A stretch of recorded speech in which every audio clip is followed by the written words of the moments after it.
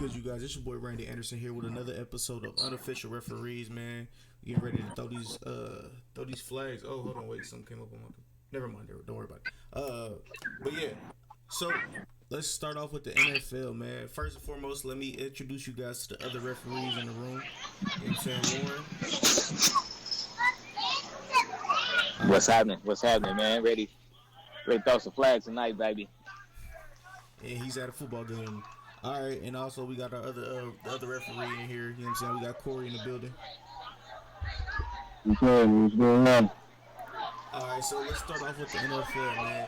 So is the NFL back to its old ways?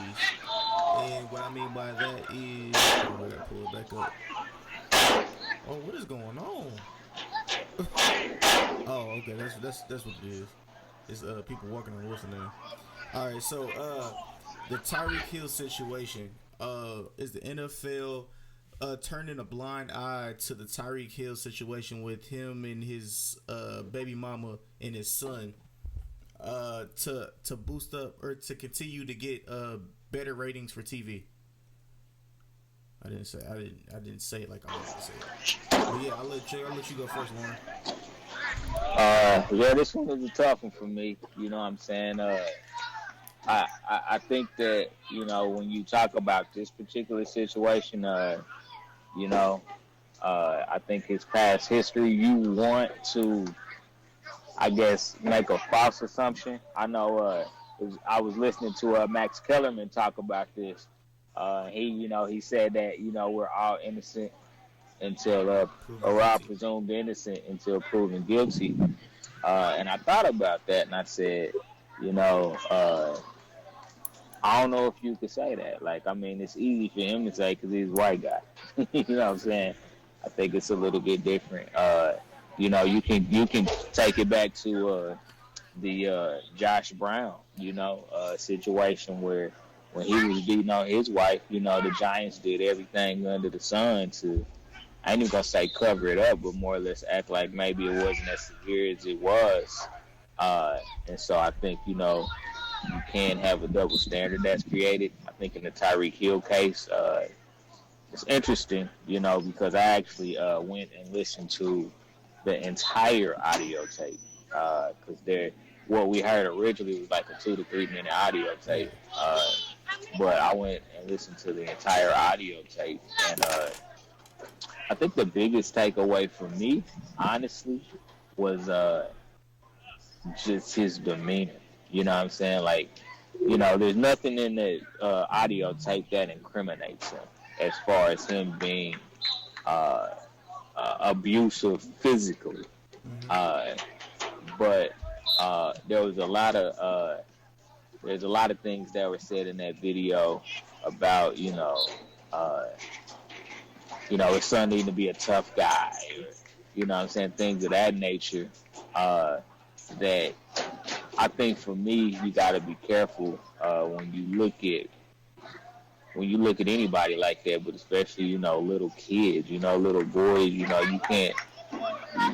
can't ignore the emotional side of it and just make a bunch of robots. And I think that was where I think I would say, to me, that's the only thing he was guilty of, really. Just because I don't know what happened. Obviously, there's a history there that he pled guilty to, and I think that's the other side of it. Is he pled guilty to battery charges? The first time. However, who's to say he didn't take a plea deal to stay out of more trouble because he didn't have good representation? Yeah. Or something to that degree. I think those are things that we'll never know.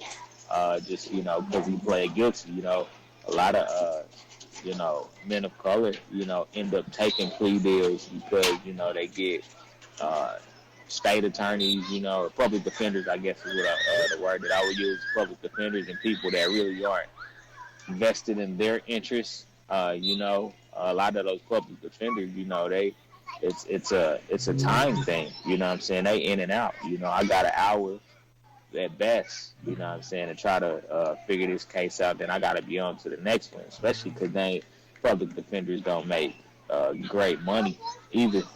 So Like I said, I don't know the details. Obviously there's no visual video evidence out there that incriminates him in any capacity. So with what was out there, I think that the law of the land held up their end of the bargain, and they did the right thing, which is they said he was innocent because there just wasn't enough evidence to make a case, and so. Obviously, he's back with the Chiefs, and the team is excited. I thought there was a lot of interesting things that were said, from the players' perspective on the team, But again, that's what you say, if anything, for the fact that, again, he wasn't proven to be guilty. So of course you're gonna say we welcome him back to the team and things of that nature. I'll be interested to see if the same thing would happen to Kareem Hunt. Yeah, man, I think that the right call was made in this case.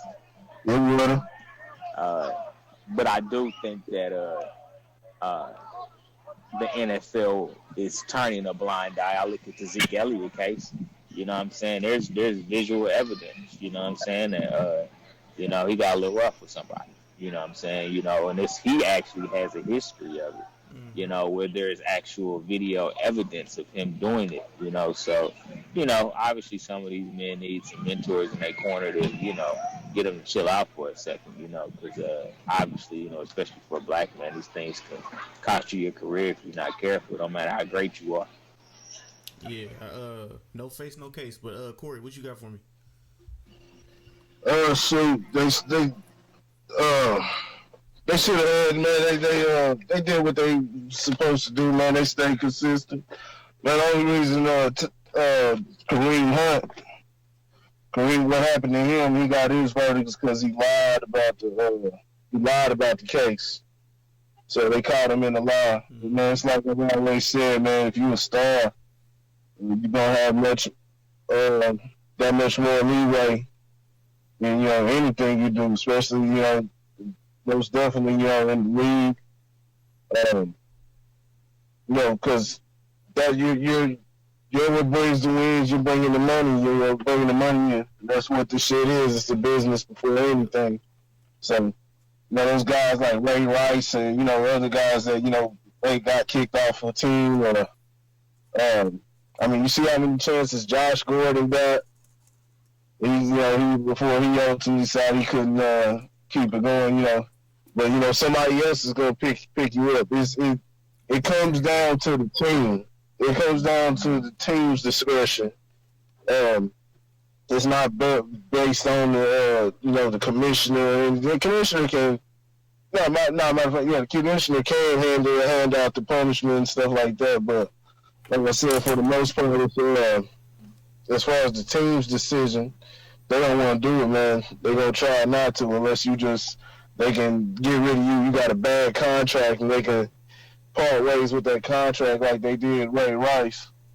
Man, there wasn't enough evidence to get Tyreek Hill, star player. That's definitely in his favor. And like I said, not enough evidence, and he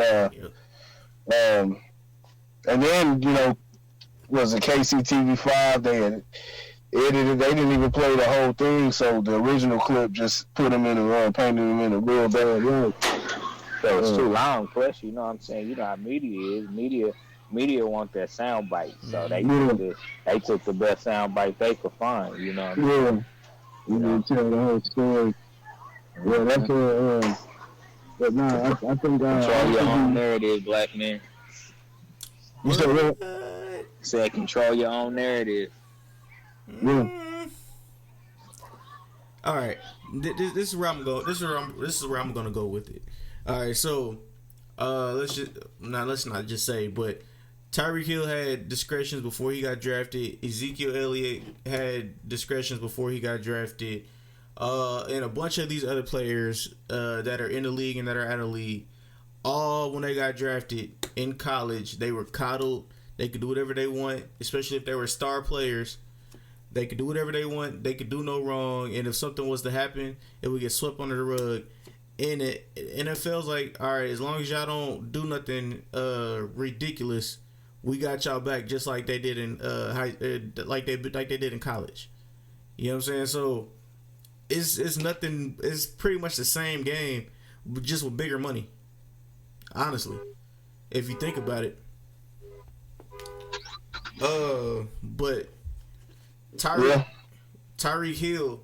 What I want to say is Tyreek Hill.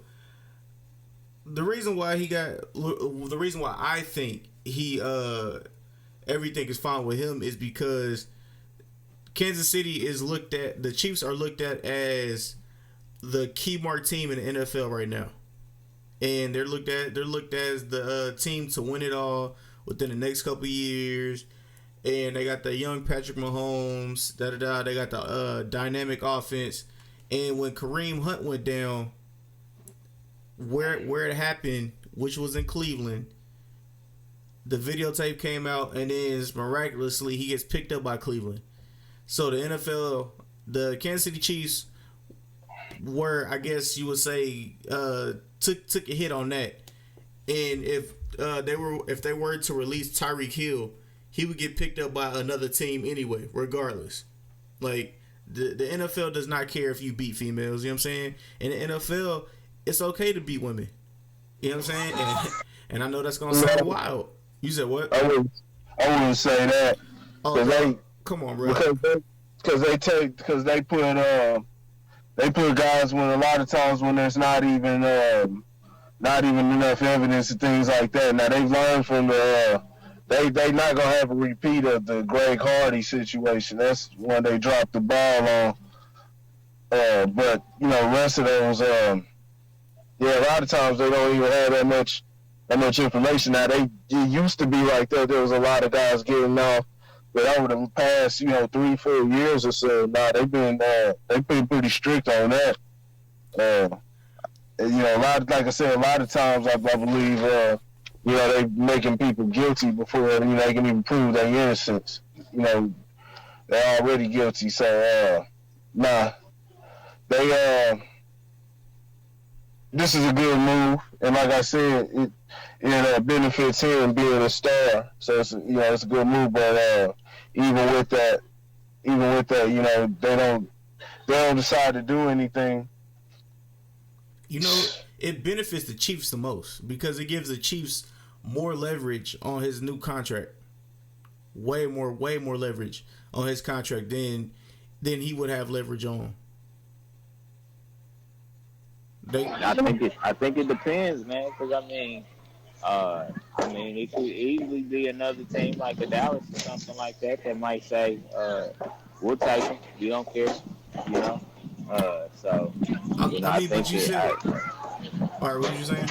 I think maybe if you're talking about the Chiefs, maybe, but I think as far as contract negotiations, I think there's still gonna be the same amount of pressure, just because he's such a marquee player that you don't want to lose him to another team, especially to another team in the AFC. So I don't know that it hurts his contract negotiations because of the star power. Tyreek Hill is one of the marquee stars in the league for a lot of reasons. From a football perspective, True. So it'll be interesting. Like I said, man, I don't think the NFL turns a blind eye. I think that they'll just try to, negotiate the situation as best as they can.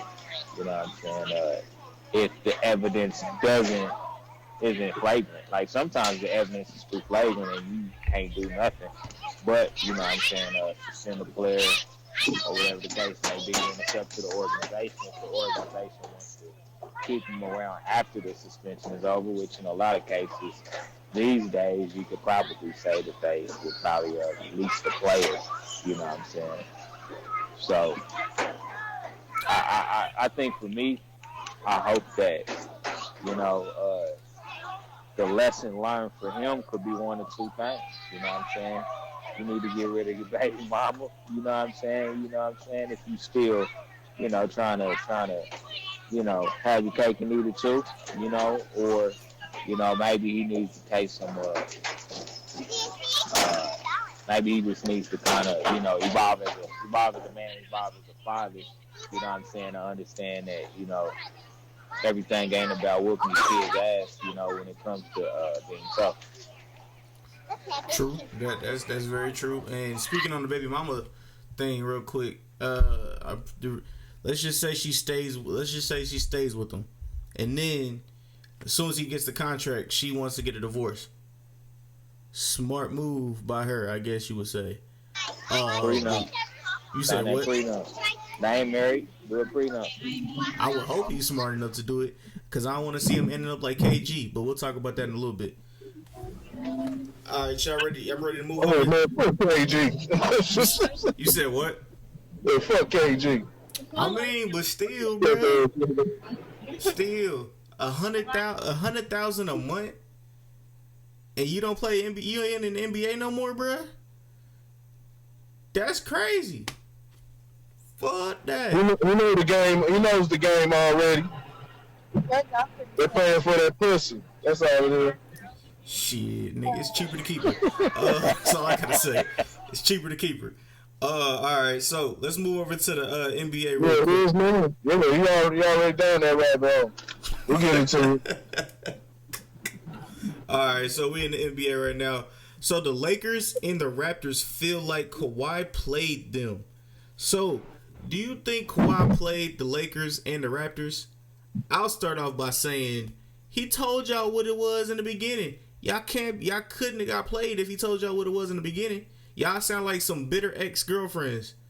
And LA was a side chick. She wasn't even a girlfriend. You know what I'm saying? Like, y'all sound stupid. When Kawhi went to Toronto, he was like, "Yo, I don't really want to be here, but I'm play here." You know what I'm saying? And Toronto took the risk. They got the reward. They got the promise ring. You know what I'm saying? But he didn't promise them a championship, but he got them a championship. You know what I'm saying? But then, like, after he hit it and quit it, 1 year. Yeah, he knocked it out for 1 year. You know what I'm saying? And seen something prettier and like seen something he was going after for the whole time, and he left. So what is y'all thoughts, man? Do y'all think Kawhi Leonard played the Lakers and the Raptors?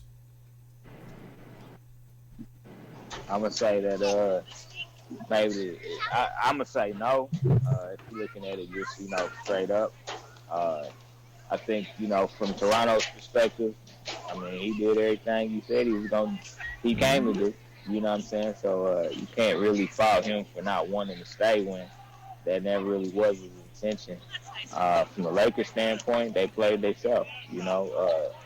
They could have said forget about it and go build a bigger roster around LeBron and AD. They could have easily did that, but they made it a choice to wait out and hold out, or not wait out, but hold out and to see what would happen. Really, if you ask me, maybe you should have did it backwards. Maybe you should have tried to get Kawhi and LeBron. Maybe that would have worked out a little bit better in your favor. You know what I'm saying? But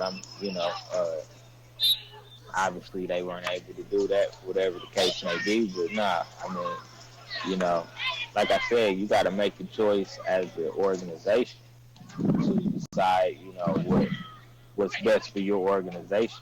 And if you felt like waiting to see if you could get, a third star to make a super team, then you got to pay the cost to do the box. And you lost out, and, you lost out to a better organization. Let's keep it real.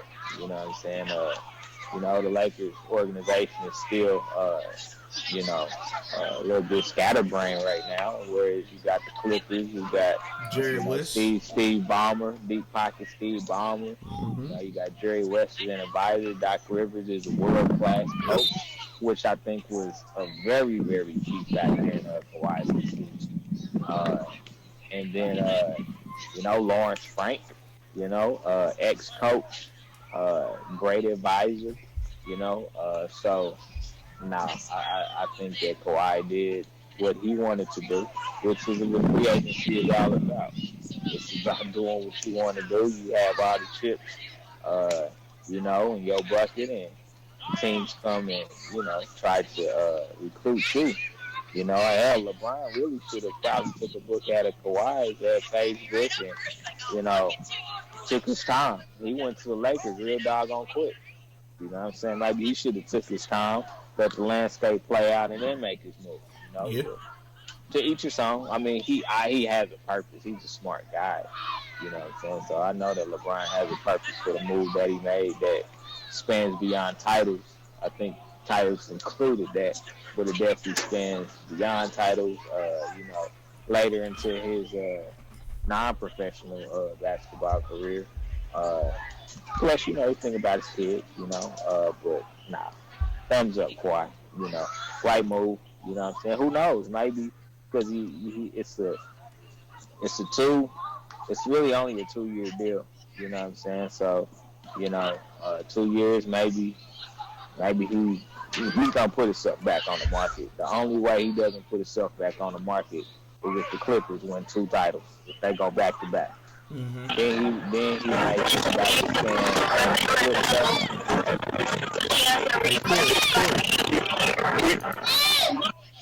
Okay, there you go. But as far as the move that he made, But do you think this shit is good for the NBA or bad for it? You talking about what part are you talking about? Just everything in general. You talking about player power? Corey, you talking about player power? You breaking up. Can you hear me? Yeah. Are you referring to player power? Can you hear me? Yep. Yeah, I heard it for a minute. Can you hear me? Yeah, I can hear you. Yeah. Are you talking about player power? Or are you saying is that messing up the league? Are you talking about player power? Is that messing up the league, Corey?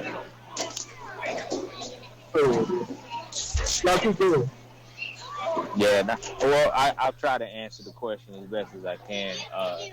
I think that right now, I think it's a cycle.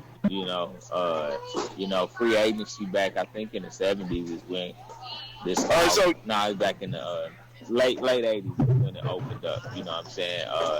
So I think this is part of the course. You know what I'm saying? I think that you create a rule, and then players. It's really about the agents. The agents trying to exploit the rules for whatever way they can. To shift the power to the player.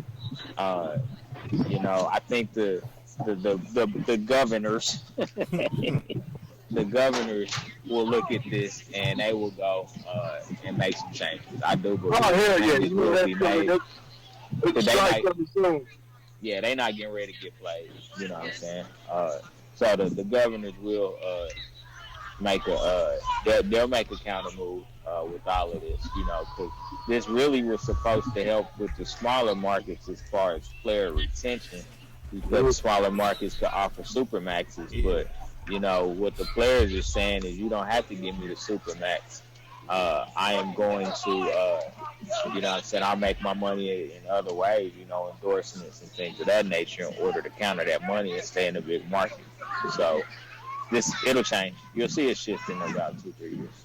Oh, dude, they gonna have no choice but to. They gonna have no choice, like you said. All the smaller market teams move out the new team, like Oklahoma City, that's Seattle.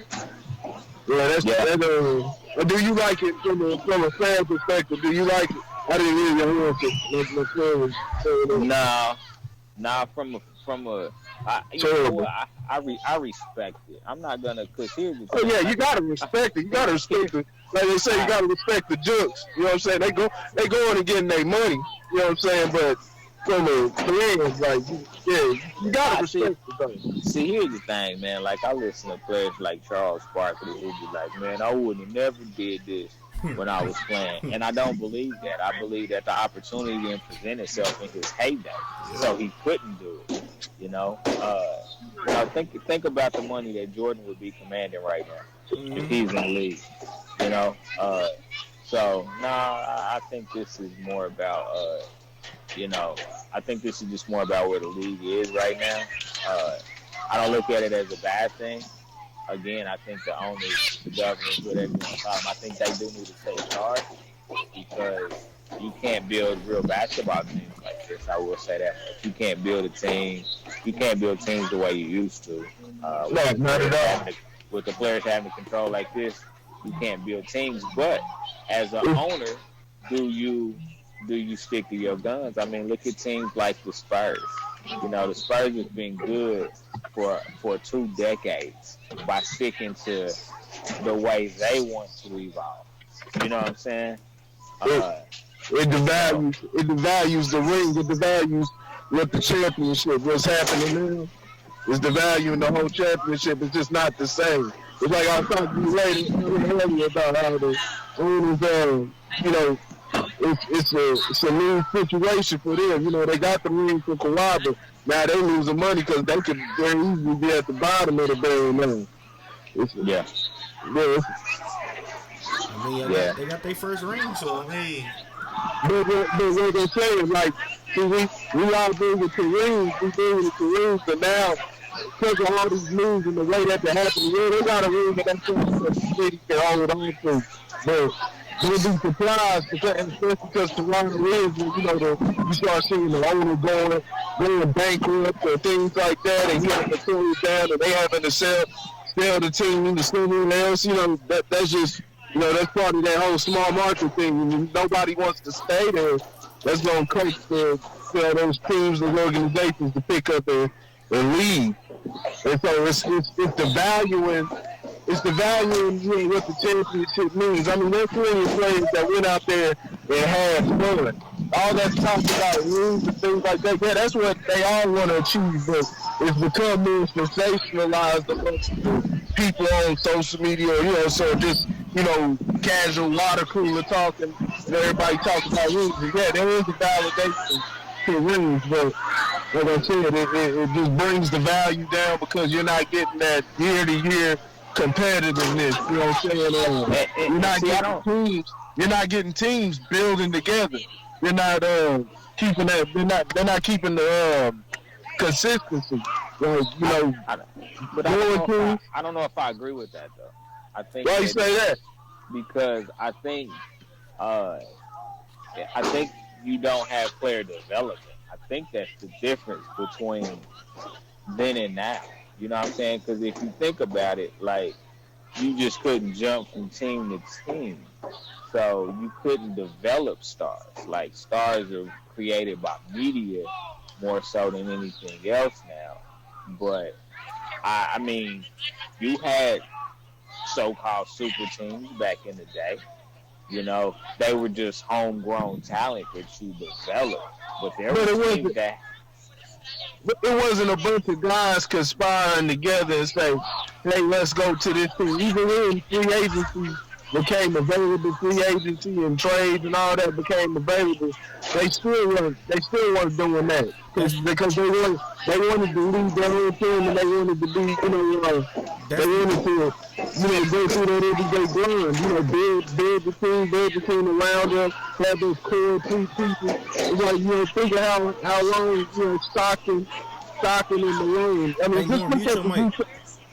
just take a look at the Utah Jazz from, you know, 97 to 98 when they played the Bulls. Just look at how, if you just go back, just take a look at their roster and go back years and look at how they basically, I mean, a lot of the same guys stayed on that team. A lot of the guys started with that team, and they stayed on the team. They kept the same core, you know what I'm saying, especially from that 94 to, you know, that 90, you know, probably about 93 to 98, you know what I'm saying? They kept the same core, but I mean, not core, but bench players also.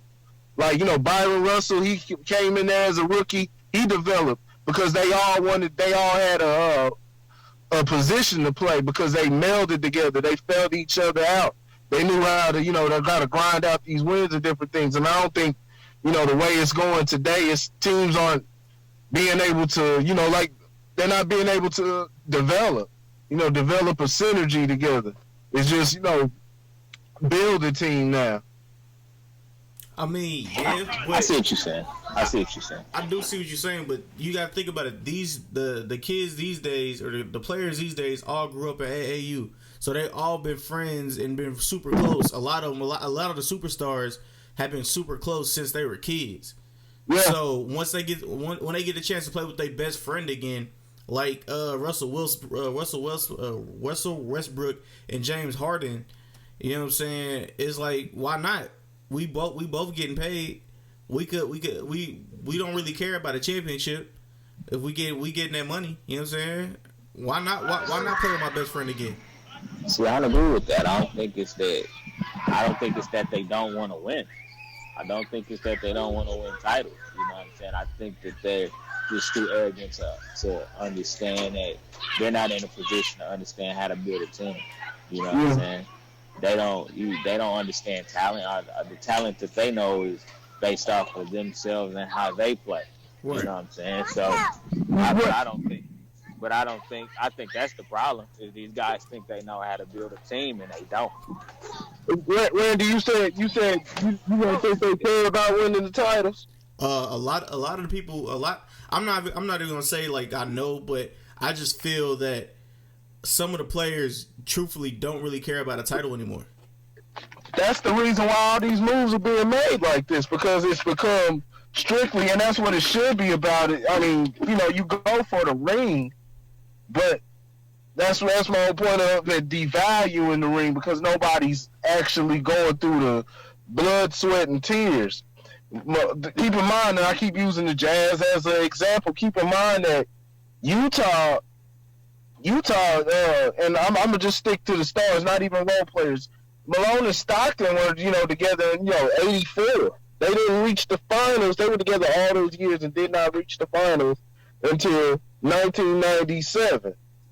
Think of where Hakeem Olajuwon won.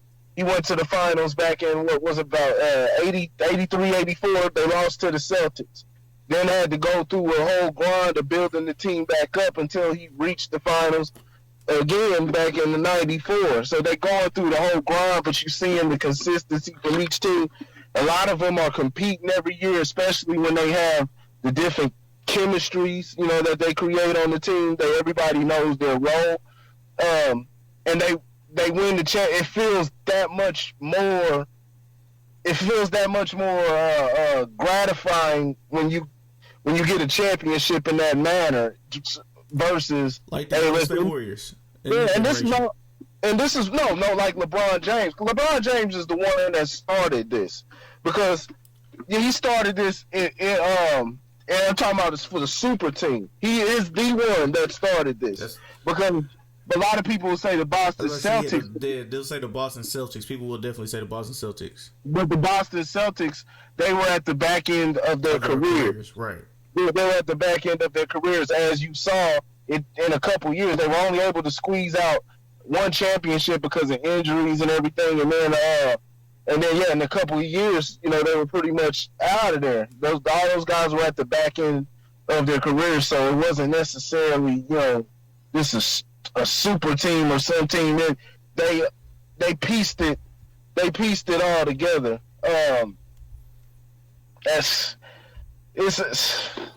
I guess maybe it depends on how you look at not Pierce, because Pierce stayed where he was at. Allen and Garnett at that time, they were still top players in the league. So yeah, I guess you could make that a super team, but nobody had ever seen a team join together at their prime, the peak of their careers, when they could lead a team by themselves, like KG was doing. Nobody had ever saw that. Never ever saw some guys come together like that until you saw the union of LeBron, Dwayne Wade, and Chris Bosh. And so, it's a D Wade wasn't in his prime. Huh? D Wade wasn't in his prime. He was on the back half. D Wade was on the back half. He's probably just entering the back half. He was entering the back half. Right, not in his prime. I mean, yeah, he's got one foot in, 1 foot out, or a pinky toe out and 1 foot in. I don't know. I don't know how we want to say it. that's a tough one. Okay, I give you that. I give you that. But yeah, it's just all the teams have been trying to keep up now. Nobody. I mean, shit. Now I won't say Golden State. Golden State was a homegrown team. They drafted, but then like I said, they added Durant. They didn't feel like they were efficient enough, so they added Durant, and that's what just kept it all going. Kept it all going. So, but they won a championship without Durant. Yeah, but they didn't feel legitimized by that championship win because factual. Kevin Love and Kyrie Irving were out, and you saw how LeBron dominated. I mean, he was damn near taking the team by himself. He got 2 games out. And then the very next year, even though they were supposed to win it, they very easily could have won the series, but they were just bad offense with execution. That's what cost them. But you see when LeBron, Love, and all of them were there, LeBron won. Mm-hmm. So then they went. They must have felt that they couldn't do it. I mean that's definitely possible. All right, so y'all want to continue talking about making these super teams and making your team better. Allegedly, Bradley Beal and John Wall could be heading to Miami. There has been talks where those teams have been talking, and Bradley Beal is the main piece that they want, but they will take John Wall and his hefty contract just to get Bradley Beal. What do you guys think if Bradley Beal and John Wall goes to Miami, and John Wall will be out all of next year? He's out all of next year? Yeah, he'll be out all of next year. That still be a good duo with Bill and Butler. True. I mean, especially in the Eastern Conference. But Butler will be okay. So what position will Butler be playing? Will he be playing? He would have to play the 3, because Bill plays the 2. That's his natural position anyway. His natural position is okay. 3. Yeah, you can swap out. Butler's not small. Butler's 6'7". Mm-hmm. You can swap out. There's all type of different ways, and also, I mean, shit. Butler can handle the ball his damn self. He mainly wants to play off ball. They'll figure out something. But you got 2 guys. You can basically like.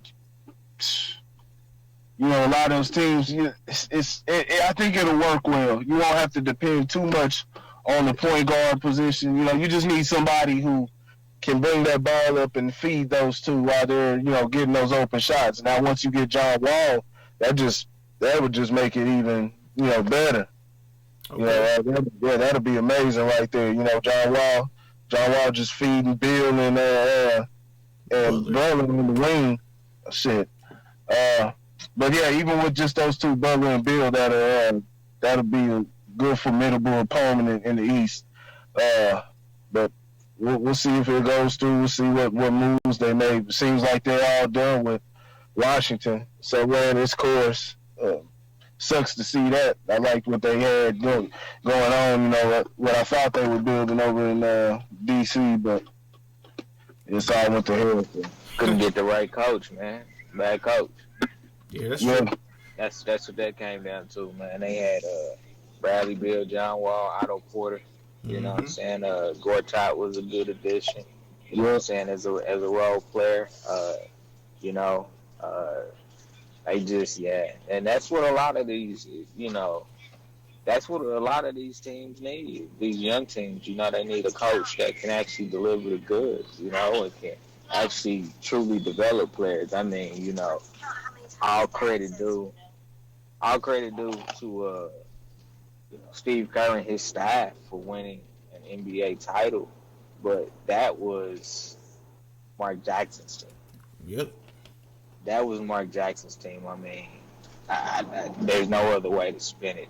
And so when you can find coaches that have the ability to develop players like that, you really need to try to keep him if you want to, uh, you know, have a shot, especially smaller market teams. Smaller market teams could benefit from having, you know, coaches that are great with player development because at least that gives you a fighting chance. Yeah, I definitely agree. I definitely agree with you. All right, so we're gonna stay in the NBA and we're gonna stay in Washington. An ex-player, I don't know if he still plays for Washington anymore, but Dwight Howard. Dwight Howard finally had his interview about his little incident with him allegedly being with a transsexual, a member of the LGBTQ plus community. So I've got cussed out for saying LGBTQWXYZ. So yeah, the White House. What? You said what? Somebody cussed you out? Yeah. That was like that's disrespectful to the community. Da da da da da da. And I was like, all right, I'll just say the plus. Okay. So yeah, Dwight Howard finally had his interview. So did you listen to the interview and what was your thoughts on the interview? Yeah, I listened to it. I definitely listened to it. I was surprised, I think, by his honesty. I think it showed that he still has a level of confusion about who he is in that particular area. You know, I appreciate his honesty. You know, I do appreciate his honesty about the entire situation, but I don't think that he really answered any questions. He danced. So I think that kind of goes back to just not knowing exactly where you stand. You know, because I know the question was asked if he was a homosexual, and he said no. You know, and so I think you can go a lot of ways with it, but the way I took it was that, you know, there was still a level of confusion about, you know, who he is from a sexual standpoint. I think from the basketball standpoint, you know, him saying that thank you, Kobe, for calling me soft. I don't even know what that was. Honestly, I do not know what that was. Number one, Dwight Howard wasn't ever a soft basketball player. I think he played the game of basketball with the joy that some people didn't appreciate. But I don't think that he was soft. I mean, he was. I mean, they didn't call him Baby Shaq for nothing. You know, I mean, he's a force of nature. You know, the year that he, the little bit of time that he had with the Lakers, he was still a defensive rebounding monster in general. I just don't think that he was prepared for the bright lights of LA like that. You know, he wasn't prepared for that scrutiny that came with being in a Lakers uniform. And I think that did do something for his confidence to where he didn't have the mental fortitude to fight through that. But I don't think in any capacity that Dwight Howard was ever a soft basketball player. I just think that he genuinely just wanted to be a happy guy, you know, play basketball with a smile on his face. And not everybody plays the game of basketball or approaches the game of basketball in that same manner. So, you know, when you have somebody like Kobe Bryant, who's a legend in the game, saying, you know, you're soft, you're not tough enough to play on the biggest stage, of course people are going to take that and make that headline news. But the truth of the matter is that Kobe might have been a little out of bounds. I won't even say out of bounds. He was wrong. Right on point. And not wrong in shadiness or anything like that. Like, he was factually incorrect. You know, so, but again, it was Kobe Bryant, so everybody took it and ran with it, but he was factually incorrect. And if you really wants, if anybody really wants to say anything, Kobe needs to come back and admit that he was wrong, which of course he'll never do. But Kobe, You said admit that he's strong? Nah. admit that he was wrong. Oh, I thought strong. He was incorrect in his classification. I just How was soft? here we go. Anyway, How was he soft? When he got to LA, he was soft. He was tough in Orlando. He got to LA, he was soft. And he played. He been soft ever since. It's a joke here. See, I know. You can rope me in. No, thank you, sir. Do y'all forget what LA's record? They were down there. They were 17-25 at one point that season. Yeah. And a lot of that was because of the soft play. They say he had a lower back and all that. If your lower back hurt or whatever, man, go sit down. Even businesses, he never had that real intensity to him. He was a tough player. He gets rebounds and blocks, but he doesn't have that killer instinct. And that came over. That showed when he came over. He played with Kobe. You definitely got to elevate your game. You definitely got to elevate your game, and he just wasn't seeing it, especially from the young Lowry. Was he soft though? Soft, yeah. He was soft in that. Or did he just not have a strong mental fortitude? I don't think that he was soft. Ooh, I agree with that. Nah, he was soft. I don't think his mental fortitude. I agree with that. Was something that Kobe could deal with. Kobe was championship or bust. He was tough in Orlando. Yeah, to an extent. Okay, so so can we say that he was past this? Can we say he was past his prime? Yeah. Nah. You don't think so? How do you know that? Ain't no telling when his prime came and everything. I mean, with them Kevin Willis arms, I mean, it was kind of going to be challenging in the West. Yeah. Dwight's a weird case. He was a good player, but from that point on, like I said, Kobe had to basically will that team to the playoffs. They sent him on to Houston the year after. Dwight was soft there. He was pretty soft. Or did he just get exposed? Ooh, I would say yeah. Or did he just get exposed? Exposed to what? I mean, is it safe to admit that that the West is generally tougher than the East? That still doesn't account for the way of your style of play. He played really, really soft, really just passive aggressive. I mean, yeah, even when he went to the East, when he went to Washington and Charlotte, he's never been. He was way past. He wasn't even in his prime at that point. Those years don't even count. But we talking about toughness. We're not talking about skill. Think about David West. Tell me, let's honestly put this into perspective. Was he actually ever skilled? He was athletic. Was Dwight Howard ever actually skilled? Right, he was athletic. He was a skilled rim protector, but never skilled though. Yeah, no, not skilled. No, just a big and athletic. But even with that, those are two separate things from him being soft or tough. We both knew. Bruce Bowen wasn't going to give you much on the offensive end, but you know that Bruce Bowen's on defense, you're going to get everything and more, right? Yeah, because he was stripping people. Yeah, sticking his foot under people and shit. Yeah, it wasn't Zaza that was the first one to do that. Howard wasn't tough. Howard could have been much more dominant. Howard could have been much more dominant, but he didn't have that. He wasn't tough. He wasn't tough like.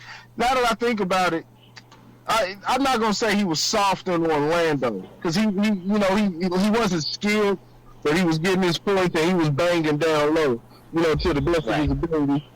But his athletic, he got all the, it was all athleticism. Yeah, so he's always been soft. Athleticism. Yeah. Nah, I don't. Yeah, he was always soft. Nah, I just think that he's another one of those players, especially coming straight out of high school.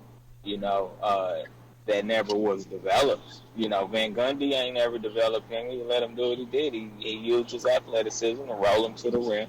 And that was pretty much his game. But as far as development, I mean, when you 8 years in the league, most players are done developing after 8 years in the league. Yeah. So I'm just saying, like, I don't think he was soft. I think that he was a unique talent that never was developed as a player. Therefore, he never developed the mental fortitude to maybe push through certain things. So if that's the definition of soft, then you can call him soft. But I also think that how do I say this? I'll just say it because it's the truth. Kobe didn't make players around him better. He what? You heard me. Ooh. He didn't make the players around him better. Yeah. So you mean to tell me Sasha Vujacic didn't get better? Who was that? Sasha Vujacic was on exactly. Cool. Brian Cook. These are all contributors. Lamar Odom? But he was on crack, allegedly. Lamar Odom was already pretty good. Lamar Odom was pretty good, but it complimented. He played. He had them playing at a championship level. He willed a lot out of those guys. Pau Gasol. Pau Gasol was a great offensive talent, but the way these guys, even before that, if you look before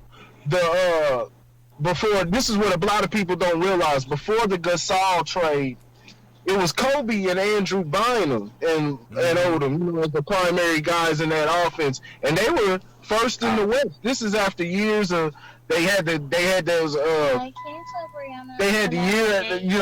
after Shaq left. They had that down year, and then Kobe was able to get them to 8th seed. Pretty much the next 2 years they get bounced out by Phoenix. But you see there was a progression, and they pretty much kept the same guys, the Brian Cooks. They let go a few of those guys like Kwame Brown, Smush Parker, a lot of those guys, but they kept a lot of those guys who were there. Jordan Farmar. I mean, think of it. And they got Shannon Brown, Jordan Farmer. I get you. I get you saying that. You saying they ain't had they didn't have a great skill set, and so they were at the best point of their careers when they played with the Lakers. But I don't think that necessarily had everything to do with Kobe. Well, it was what they played within the offense, and that's what it's about. You got to have a player like Kobe that can run in that triangle and play off of the ball. And Kobe's such a great at playing off the ball that's what allows the other players within that offense to flourish. Okay, so using that logic, he didn't make them better. They just fit in a perfect system where he could score, and they were just around. No, you can't ever underestimate. You can't ever underestimate that. That's the same thing that helped make the players around Michael Jordan better. The ability to, I can handle the ball whenever, I can go off ball whenever, I can run within a systematic offense rather than having just an offense and one style of play catered to how I only play, which is what LeBron. Go ahead. Which is what LeBron James does, and which is why they didn't make the playoffs last year. Because once you realize that you didn't have 3-point shooters, look, you were in trouble. But using that, Michael created Pippen. If you think about it, because Pippen could score on his own, and when Michael left, Pippen was balling still, and we really never seen no other player on the Lakers do that. You said what? All right, so pretty much what I'm trying to say is, what was the last part? I heard everything else. You said there's nobody else on the Lakers. Who on the Lakers that was with Kobe Bryant literally could ball out even if Kobe Bryant was out? Nobody, and they won a championship. Dude, they won 2 championships without Kobe. With Jordan Farmar, Sasha Vujacic. What do you mean? Do you realize what Kobe used to do? Kobe could have averaged 40 points if he wanted to. Kobe would pace himself, get the other guys, get them going. That's one thing LeBron does not do, and that's why his teammates fall flat when they're needed. If it's not left up to the stars. Now LeBron was able to do that early in his career because of his strength and the style of play wasn't like it was, like it is now. Hold on. Okay. Yeah, the style of play wasn't like it is now. He played in the East, weak Pistons team, so he was able to reach the finals that one time. But it's what the hell am I trying to say? I lost my train of thought. Basically, man, LeBron made his teammates in Cleveland better, but he's had trouble. He doesn't have it. I give it more to Kobe and Mike, because like I said, what I was trying to say with Kobe is he would take it at the end of the game, but he let his guys keep them within the game and have them have a flow going. That's how guys like Jordan Farmar, Sasha Vujacic, and all those guys, they would hit big shots. Even Luke Walton. Think of all these guys. These are not any big name people. These are small time guys. Think about where Andrew Bynum started off. Think about Andrew Bynum was nothing. He was a raw prospect. But he was able to develop. He was able to develop because of the style of play. He wasn't stuck to one way of playing. Nah, he was soft too. No, he was soft too, right? Yeah, all of those guys were soft, and Kobe was able to will these guys. All of those guys were soft because even when they got Gasol was soft, Gasol was skilled. Gasol is the definition of a skilled big man. Yeah. But he's soft. Lamar Odom was soft. Because Derek Fisher, other than Derek Fisher and Kobe, the rest of those guys were soft, man. What? Matt Barnes? What you mean? Okay, yeah, Matt Barnes. Okay, yeah, he's over there, Trevor Reason. Those are the tough guys. But other than that, he still had those other guys on the squad contributing, and they were soft as tissue. I mean, think about all those times he had to go seven games with that depleted Houston team because of who? Oh, all right. Lauren, did you have something to say? No, I agree and disagree. I guess is really what this particular debate comes down to is, I think is the level of degree of softness. Like I said, I don't think Dwight Howard's a soft guy. I think he was soft mentally, but and I think that's kind of what Kobe was talking about. But I think at the same time, when you have a player like Dwight Howard, you probably, like Kobe, probably assumed that he didn't have to do that, and maybe he didn't want to do it anymore. We talked about, Corey just talked about all these big men that weren't, that were just skilled, but they weren't tough. Mm-hmm. And maybe Kobe thought that Dwight Howard was already there and didn't. And maybe he just didn't want to do that anymore. Right. Because if you look at the Dwight Howard era and work your way to the present, find me a great Lakers team. That's a challenge to everybody. So find them a great Lakers team. So I think that maybe they weren't a good fit at that point in both of their careers.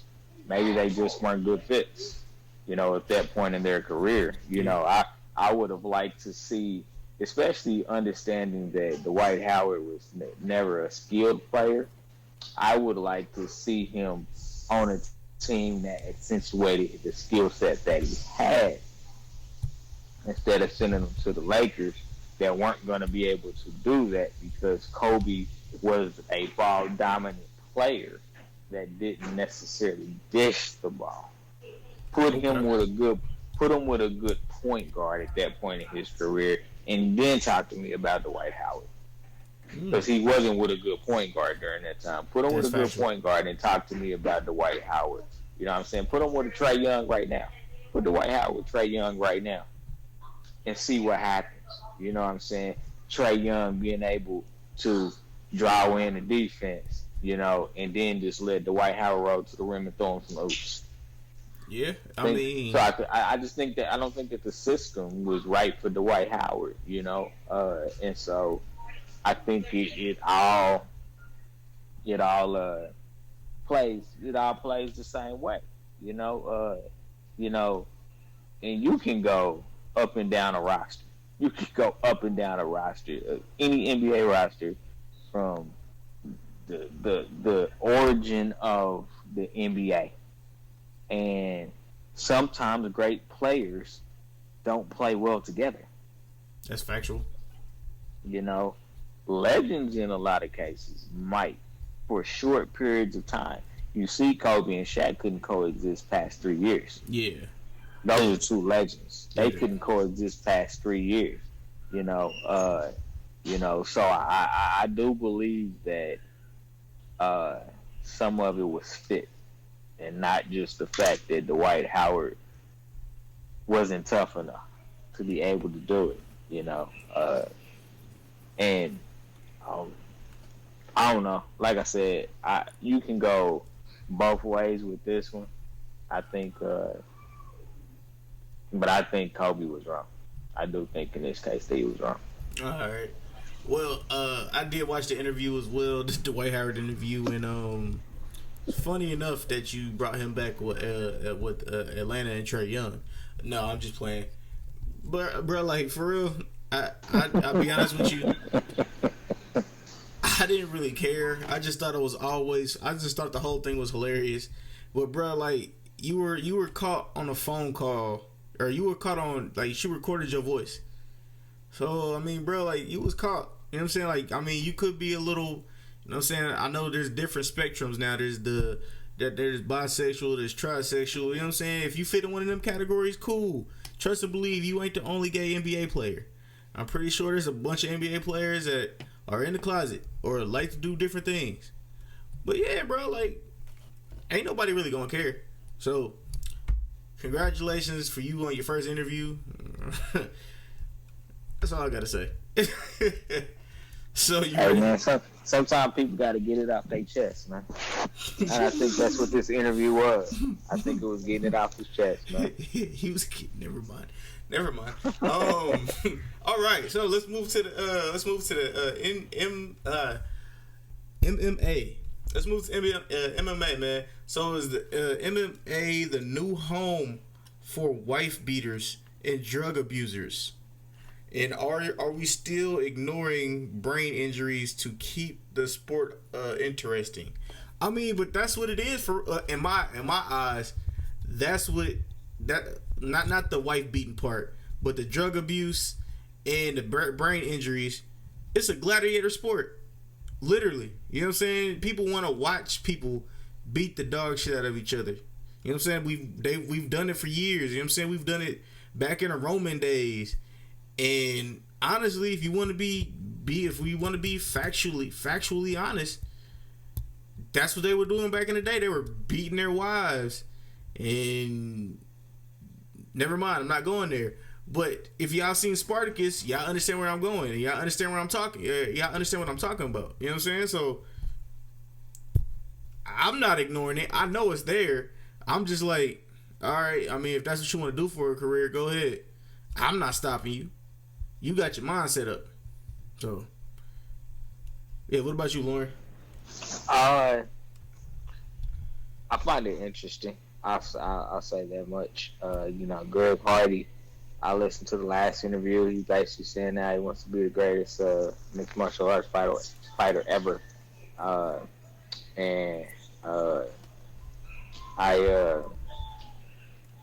kind of giggled at that. because I definitely thought of uh, his past transgressions, and how he was like that's the only thing he could find that fit his skill set. Mm-hmm. was beating up other people. And so I just found it interesting, that he kind of made that statement. It is definitely a blood sport, MMA, boxing, has been for the life of both of those sports. But I think that we've evolved as a culture as well, and so we look at those things differently now. I think we've evolved as a culture. You go back to the Roman times, gladiators, things of that nature. Culture was different back then. Mm-hmm. You have taking the words of the great Corey. We have a softer society, if you want to put it like that. So I think that lends to more questions. I'll be honest with you. And I actually talked to my son about this. He plays football. And I said the reason I won't let him play tackle is because I need to teach you how to avoid taking a hit before I let you take a hit. That's factual. Yeah, definitely. And so I can kind of look at those sports the same way. You trying to avoid a hit. Why you lay hands on somebody else. And I think that the physical nature of the sport lends to the head injuries, which lends to the abuse, whether it's drug abuse or whether it's spousal abuse. Because for the spousal abuse side, when the brain's been bashed in at many times, you lose a lot of that sensitive. You don't lose the sensitive nature. You lose the ability to rationalize when you've gone too far. When you need to call a timeout. From an emotional standpoint. When we talk about the drug abuse, it's to cope with the pain. I mean, yeah. you getting punched, left. Even the victor is taking shots. So you have to deal with a level of pain, and that's what the drugs do, whether it's steroids or whether it's other recreational drugs such as cocaine, things of that nature. It's the what you call it. I listened to one of your old podcasts. You called it that sugar booger. That's booger sugar. Yeah, booger sugar. And I think that's a lot of what lends to being a sport of this magnitude. When you think about the boxers way back when, what they do, they were drinkers because the drinkers helped numb the pain. Ali was an exception to the rule. You know what I'm saying? But he had other vices, women. You know what I'm saying? So it was, whatever the advice was and things of that nature. So, I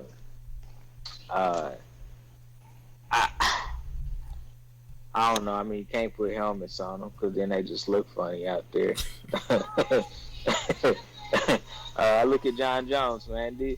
At this point, what has John Jones not done negatively? There's no allegations out there that he assaulted somebody. Yeah, he tapped a girl, or he was patting a girl's vagina. At the strip club, and it's a strip club. Where are you? What is your employment at the moment? You know what I'm saying? Yep. So that was a little challenging for me. You know what I'm saying? Maybe he was trying to, see if a sweaty dollar would stick or something like that. I was thinking the same thing. But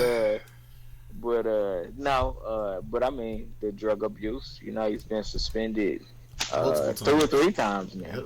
Yep. For drug abuse and things of that nature. So I mean, so I think there's definitely a correlation.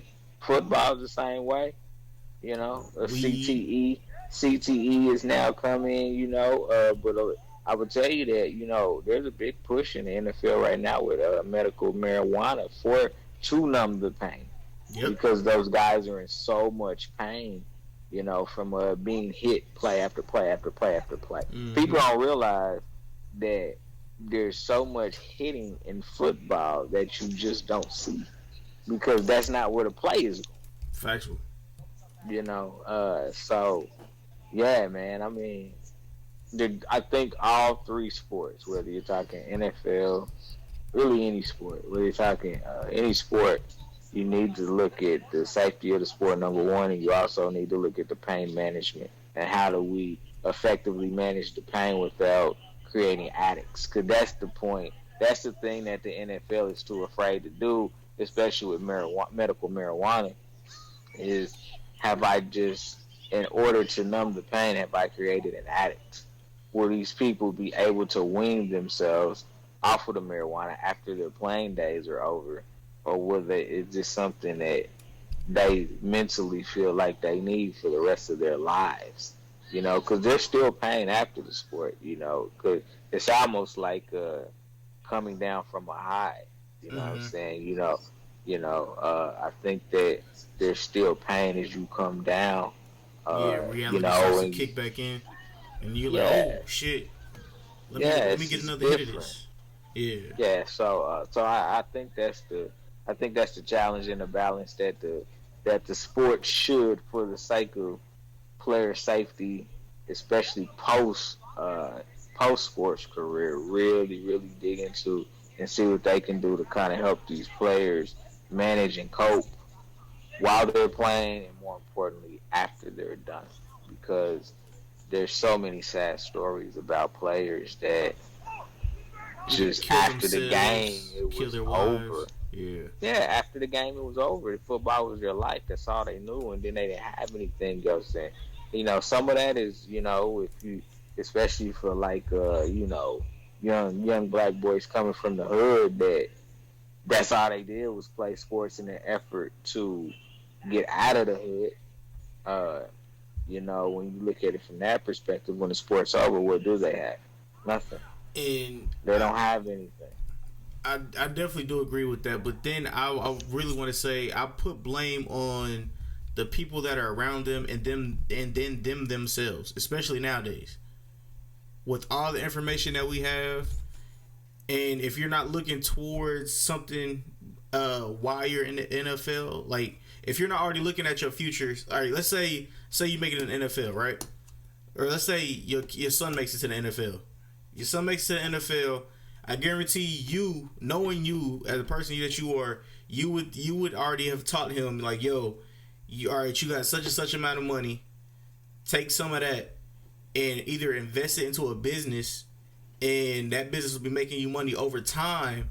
And then when you get out of the NFL, you'll have money set up. Or you probably, and I don't know if you guys know about Marshawn Lynch, but Marshawn Lynch didn't use none of his playing money. All he used was his endorsement money. All the endorsements, from Skittles to the video games to all the other stuff that he was getting, he used all that money up. And then when he retired, when he allegedly retired, that's when he started using his playing money. So, yeah. Yeah, and I agree with that. You know what I'm saying? I think that's a one-off. But I think that's a great example to teach players how to effectively use their money. But in the same token, look at Marshawn Lynch. He's just a different type of animal. You know what I'm saying? Marshawn Lynch is a different guy. Factual.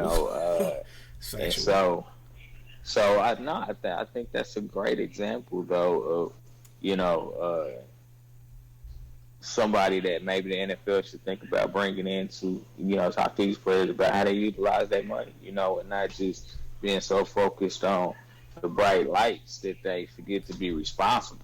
Because that's what it comes down to, your level of responsibility and things of that nature. So, great example, man. I'm gonna tell Roger Goodell to holler at you, man, so you can reach out to Marshawn and try to get him in there. Hey, if we could get a conversation with Marshawn Lynch, that would be fire. He, the Beast Mode is one of the players, and I'm like, yo, that dude, he's interesting. This nigga had TV shows and everything else. Yeah, just bring some Skittles with you, though. Man, he's got his own Skittles sausage hot dog thing. Shout out to Marshawn Lynch. But all right. So before we bounce off of here, let's continue talking about beating each other in the head, and let's move over to boxing. So, did you by any chance see the Manny Pacquiao versus, I forgot what the dude's name was? Oh, Keith Thurman. Keith Thurman. Did you see that fight by any chance? I didn't see the fight, but I did not watch that fight. I did watch some detailed highlights. Mm-hmm. And let me tell you something. Manny Pacquiao must have been on. He must have been on something. I was thinking the same shit. He must have been on something, because there was some shots that Thurman put on him that would have put somebody else in a hospital. In a hospital. I'm talking about you getting hit right on your chin. That puts people in hospitals. Yeah.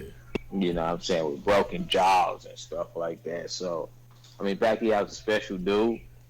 I think Thurman was arrogant, though. That's, I think, what got him. I think that's what cost him that victory. It was his arrogance. If you listen to all the pressures leading up to the fight, he was like, this old man can't hang with me. Yeah.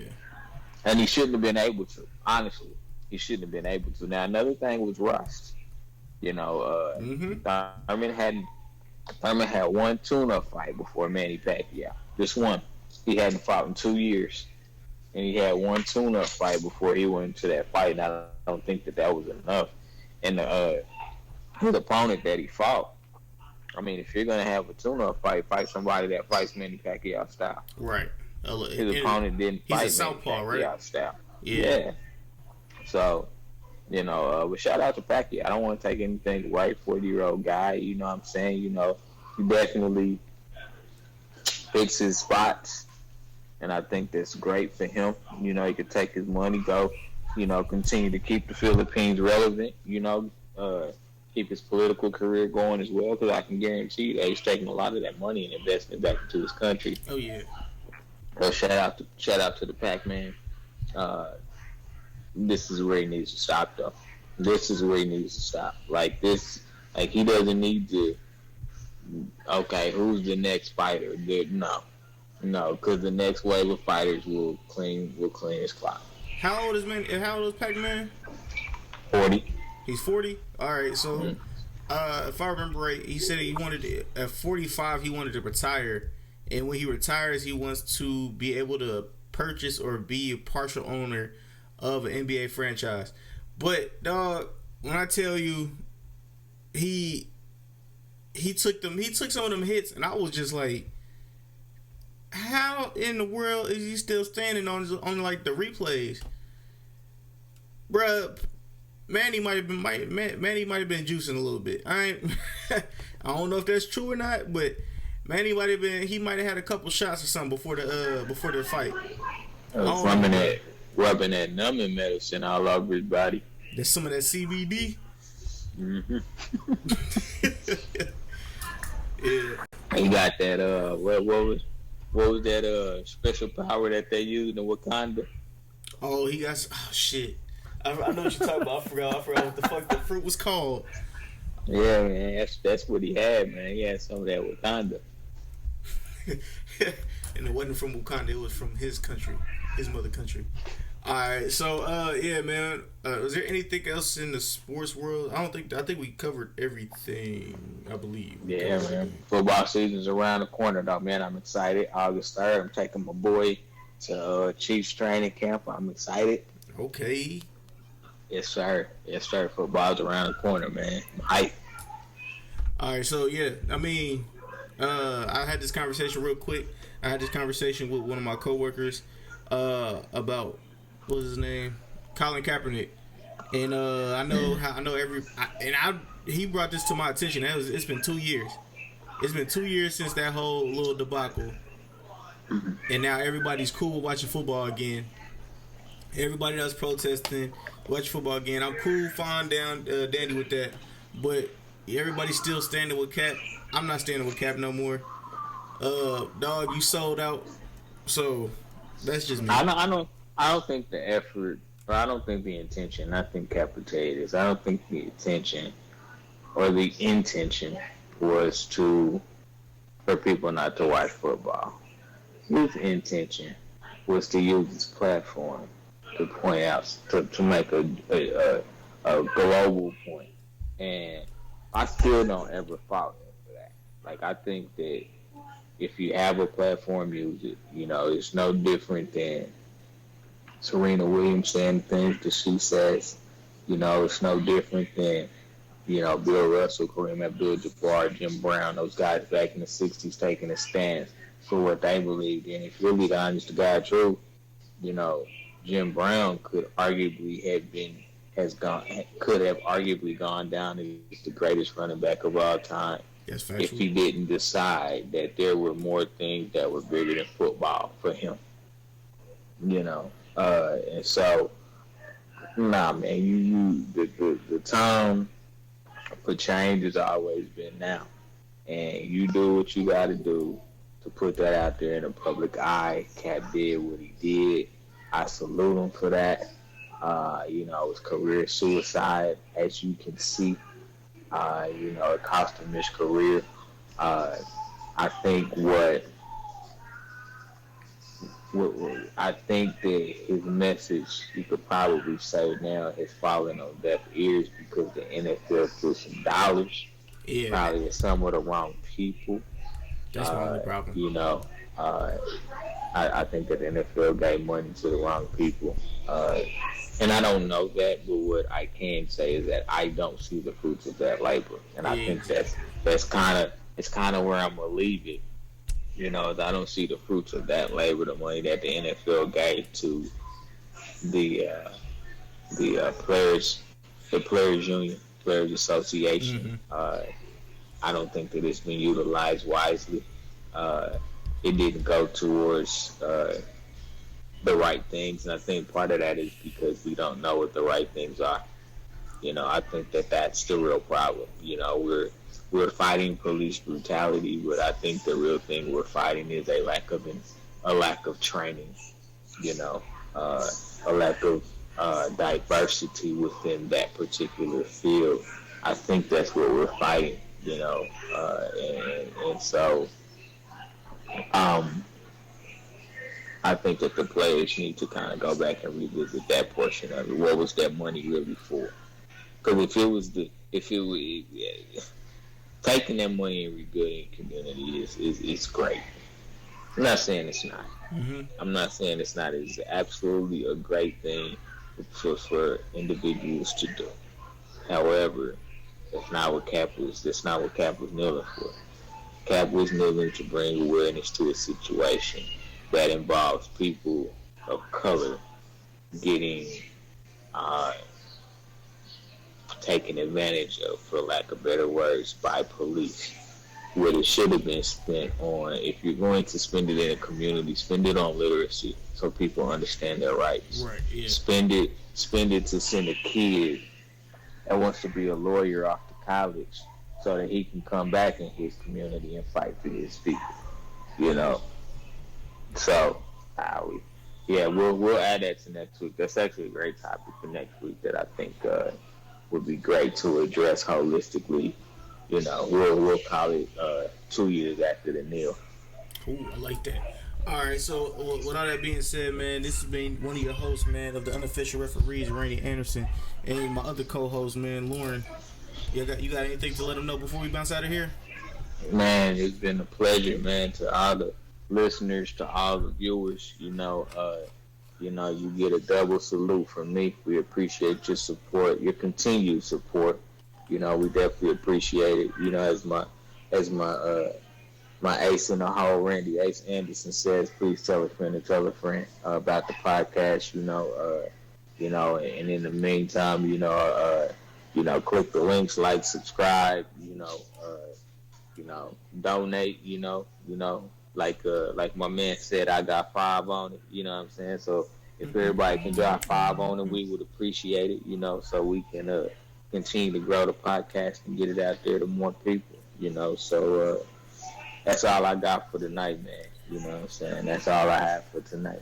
All right, that's cool. And I know this wasn't as flagrant as we usually are. You know what I'm saying? It was a tame show, but it was a great show. That's all that matters. But y'all be getting y'all flagrant content every now and again. You know what I'm saying? We won't always get it, but when you do, I'm pretty sure you'll laugh. And on that note, man, this has been another episode of Unofficial Referees, man. We're out. Peace. Later.